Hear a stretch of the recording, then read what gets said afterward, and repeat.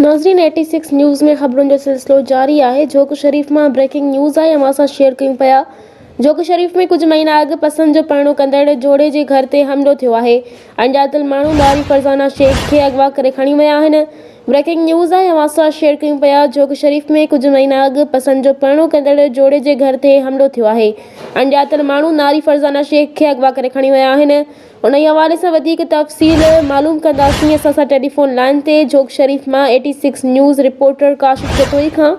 जी काशिफ, कहिड़ा तफ़सील आहिनि, अपडेट कजो। जी मां तव्हांखे ॿुधाइण लॻो जोक शरीफ़ में कुछ महीना अॻु पसंदी शादी कंदड़ जोड़े जे घर ते हमलो, नारी अगवा, मज़ामत सोरो ज़ख़्मी।